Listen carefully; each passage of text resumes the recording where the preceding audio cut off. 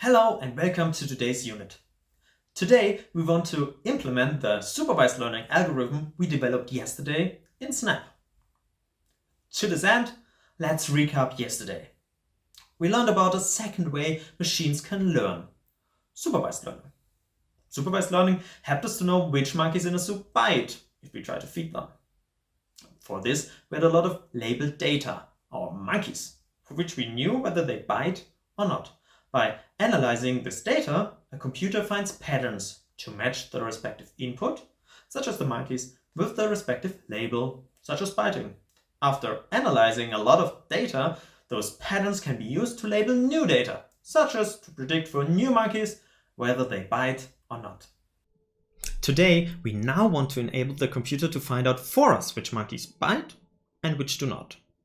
After all, computers can handle significantly larger amounts of data than we humans ever could, and this is what we mostly need in the context of supervised learning, or in general, machine learning. So today we want to implement the algorithm we developed yesterday together in Snap. And if we look to Snap, we see that once more I prepared all the blocks we will need today in the scripting area, and that we have some custom blocks provided to you by us, which deal with some of the algorithmic problems which are not within the focus of this course. All right, so let's start. Yesterday, we learned that supervised learning consists of 3 steps. First of all, we need to collect labeled data. And this labeled data I've prepared for you in the additional course material. You can find those 2 files there.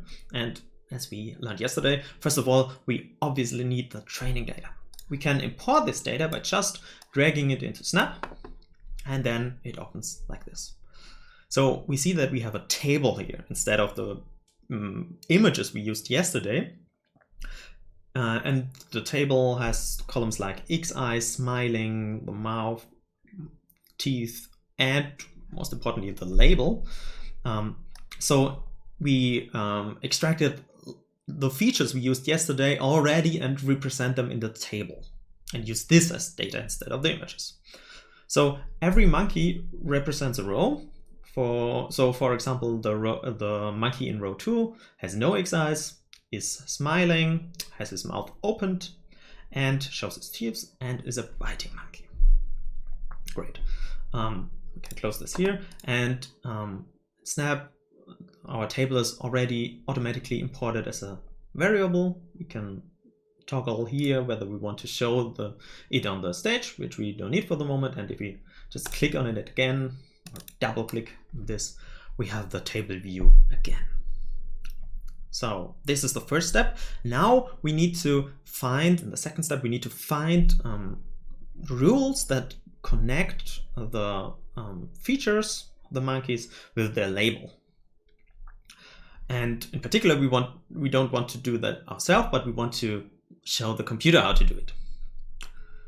For this, we most importantly need this learn decision tree block, which handles the decision tree itself. First of all, this block needs our training data, which we just imported, so we can just drag it from the left here.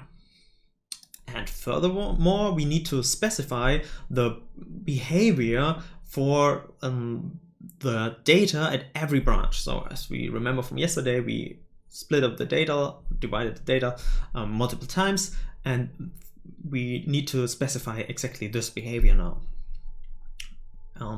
First of all, let's begin by thinking about when we have to stop a certain branch, when we are finished with a certain branch. So yesterday, this was the case when we had only monkeys left in our current subset of the data, which we are working on, which are either biting or non-biting. So they are from one category. This is exactly what we need to do now in Snap. We have this number of categories in data block here. We'll provide it with the current data, so at the current position in the tree where we are. And it now returns us a number. So for example, if there are only biting or only non-biting monkeys left, it will return a 1. Or if there are monkeys which are biting and monkeys which are non-biting left, it will return a 2. So we need to check for this. So we use this block and we can check whether the number of categories in our current data equals 1. Great. Okay, now we need this if block, and we can combine those two blocks so that if the number of categories in the data or in the current data is equals 1, we do something which we'll think about in a moment. In contrast to yesterday, we have another thing to keep in mind. So it might be the case that we have, for example, 10 monkeys left, and all those 10 monkeys share exactly the same features. So all of them have their X eyes and show their tongue and so on. But, for example, 8 of those monkeys are biting and 2 of those monkeys are non-biting. This could happen, for example, because we focus on particular features in the data and we exclude something like the fur color and so on. Or that in the real world and real world problems, we cannot distinguish perfectly between biting and non-biting monkeys. But we need to keep this in mind here, and we can obviously not split our data further if we have all the monkeys share the same features. So for this, we have this data distinguishable block here. We need to check whether our current data is still distinguishable. And we need to stop with our algorithm if this is not the case. So we now have two things to keep in mind. First of all, if the number of categories in the data is equals 1, we have to stop, or if the remaining data is not distinguishable. And as I just said, and if you look at this block, which is right next to it, we can combine those two things with this OR block. So we just need to drag one left part, the other one in here. Now we combine those two things and can put it back into the if. Nice. Okay, but what do we actually want to do if we are in one of those two cases? Well, we end our branch. So let's use this block. But what does this end branch block do? Well, if we are in the first case and our number of categories equals 1, so we have only biting or non-biting monkeys left, that's pretty obvious. We just put biting there or non-biting depending on the data. But what to do in the second case if we have like 8 monkeys which are labeled biting and 2 monkeys which are labeled non-biting? Well, we, for example, could choose the dominating categories, which would be in this example biting. Great. But now we need to specify what to do if we are not finished with our branch, if we need to split up our data further. For this, first of all, I relabel this if block by right-clicking on it, clicking on relabel and adding an else. So here we can specify what to do if none of those cases is true. Well, and yesterday we first of all checked which is the best feature to distinguish the data. Yeah, and yeah, let's do this by putting this script variable here, which we'll use to save the value for the moment. And then we set this variable, best feature, to, once more we have a block for this, the best feature of data where we need to add the current data. So now this will, for us, find out which is the best feature to split up the data, because we have in the following we will split up the data. For example, all the monkeys who have X eyes will be in one subset of the data, and all monkeys who have not X eyes will be in the other subset. And then, so let's actually do this splitting. We divide data, our current data, according to our best feature. Great, and that's all we got to do. That's the algorithm we developed and used yesterday. So we can click on this block and we see it's returning some table, which is our model, which doesn't really help us as humans that much to understand what is learned now. But we can use the draw decision tree block we prepared here to visualize the tree which was learned. we could either just put this thing in here, or we can use another variable. So we'll make a variable, call it model, because that's our model. We want to save our model. And then set our variable, the model, to our decision tree. Now we can use the variable instead of the whole thing. So for example, let's draw our decision tree. Click on here. Now the decision tree gets visualized.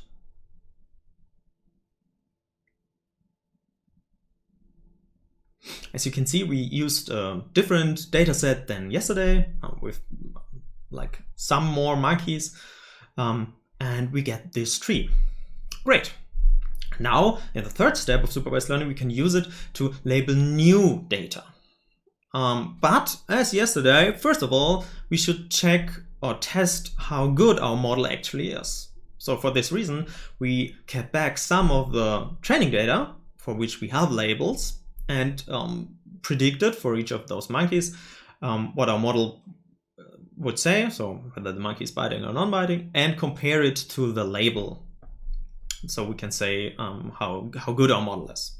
For this, we have this test decision tree block here, which does exactly this for us, for a test data set, which we once more need to import first. So now we need the other file you provided with the test data file, and once more we can just drag it onto Snap window and get the table. And here we can see, and that's exactly the same thing as in the as for the training data. We have like the features, and we have the label, whether the monkey is biting or non-biting. Great. Small, let's turn this off. And now we can use this test data, just drag it in here, and we need to provide the particular decision tree we want to test. So that's our model. Now we can click on here, and we get another table. And here we see that apparently, as we can check here, we're 8 monkeys. That's the training data. In the test data, we had 8 monkeys. And we predicted for 4 of those monkeys that they were biting. And 3 of those predictions were correct, and 1 is wrong. And we predicted for 4 monkeys that they are non-biting, and all of those 4 predictions were correct. So we have a rather accurate model according to our test data. And now we can use it to label new monkeys. For this, we have the predict label for input block here. And we, for example, can provide one monkey.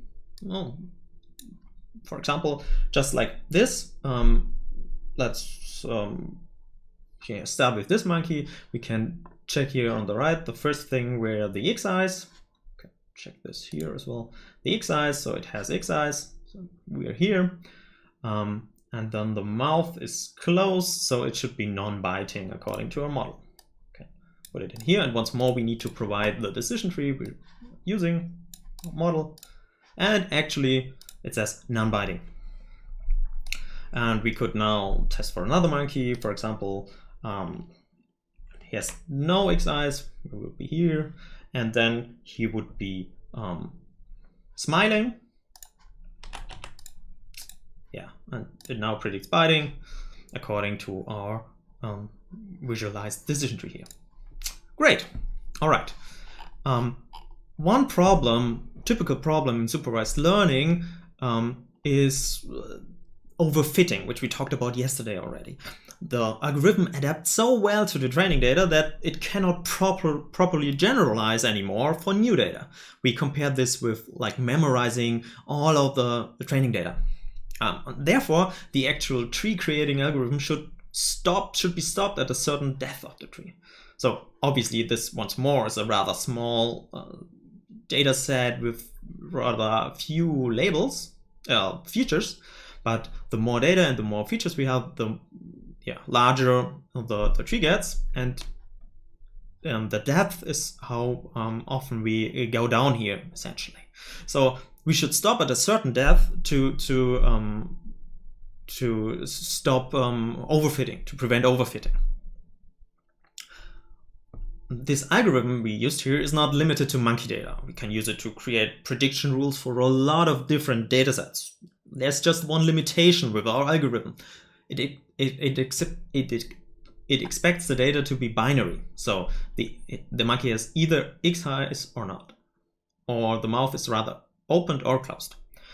If we have something like numeric values, as we had yesterday with the amount of fiber and proteins in vegetable and fruit, we would need to slightly adapt the identification of the best feature. Instead of something like mouth or X eyes as a feature, we would need a numeric value for one of those features. For example, so that every data which has the particular feature a lesser value than the value we choose would be in the one subset, and if the value is higher, it would be in the other subset.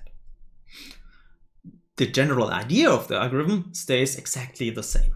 In summary, today we have implemented a particular way of supervised learning: decision trees.